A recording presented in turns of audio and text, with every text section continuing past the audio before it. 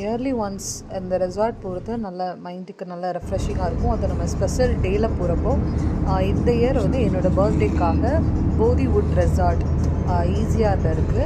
அங்கே தான் நாங்கள் போயிருந்தோம். பெரிய கார் பார்க்கிங்லாம் இல்லை, ஒரு சின்ன ஸ்பேஸ் தான். ரெசார்ட்டே ரொம்ப சின்னது தான். ஒரு 5 minutes வாக் எடுத்திங்கன்னா ஃபுல் ரெசார்ட்டுமே நம்ம வாக் பண்ணி வந்துடலாம். அந்த மாதிரி ஒரு ரெசார்ட் தான். ஸ்விம்மிங் பூல் இருந்தது, ஆனால் ஒய்ஃபை இருந்துச்சுன்னு சொன்னாங்க. ஒய்ஃபை எங்களுக்கு கடைசி வரை கொடுக்கவே இல்லை. ஒய்ஃபை ஆக்சஸ் ஆகல. ரூமில் டிவி இருந்துச்சு, நாங்கள் ஒய்ஃபை கேட்டிருந்தோம், அவங்க ஒய்ஃபை தரல. பட் இதுதான் ரூம், உட்டன் ரூம் தான். ஸோ ரூம் க்ளீனாக இருந்துச்சு, அதெல்லாமே ரொம்ப நல்லா இருந்துச்சு. பட் ரூம் சர்வீஸ் வந்து எப்படி இருந்துச்சுன்னு கேட்டால் நம்ம கால் பண்ணுறதுக்கு பெருசாக அவங்க எதுவும் ரெஸ்பான்ஸ் பண்ணிக்கல. அந்த கெட்டில் காஃபி டீ வச்சுருந்தாங்க, ஓகே, க்ளீனாக மெயின்டைன் பண்ணுறாங்க. பட் சர்வீஸ் கொஞ்சம் கம்மியாக தான் இருந்தது. கிட்ஸ் ப்ளே ஏரியா பார்த்தோன்னா மெயின்டைனே பண்ணல. ஓகே, அவ்வளோதான் அப்படி தான் சொல்ல முடியும்.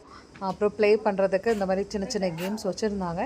எங்கள் பாப்பா நல்லா என்ஜாய் பண்ணால் நல்ல கேம் விளையாடுறது, அப்புறம் பால் வச்சு விளையாடுறது, பால்ஸ் இருந்துச்சு. ஸோ இது ஒரு கெட் டுகெதர், நிறைய ஃபேமிலி ஃப்ரெண்ட்ஸ் எல்லோரும் சேர்ந்து போயிருந்தால் இன்னும் ஒரு சூப்பராக இருந்திருக்கும். என்டர்டெயின் பண்ணுறதுக்கு ரொம்ப நல்லா இருந்திருக்கும், ரெஃப்ரெஷிங் பண்ணுறதுக்கு ரொம்ப நல்லா இருந்திருக்கும்.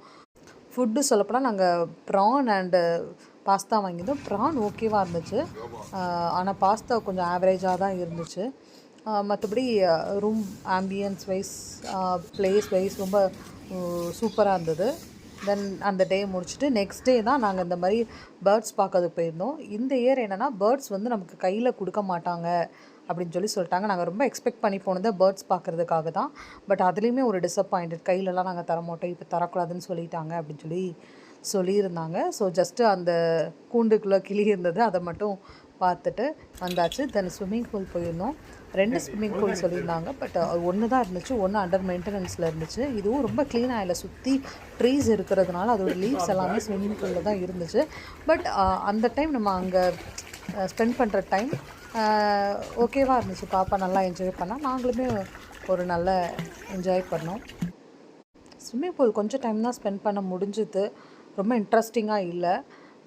தென் நாங்கள் அதில் ஸ்விம்மிங் பூல் முடிச்சுட்டு இதில் வந்து கொஞ்சம் நல்ல வாட்டர் வந்துச்சு, அதில் குளிச்சுட்டு அப்புறம் ரூமுக்கு போய் நல்ல காஃபி ஒன்று நாங்களே மேக் பண்ணி குடிச்சிட்டு தென் அன்னைக்கு நாங்கள் செக் அவுட் பண்ணிட்டோம்.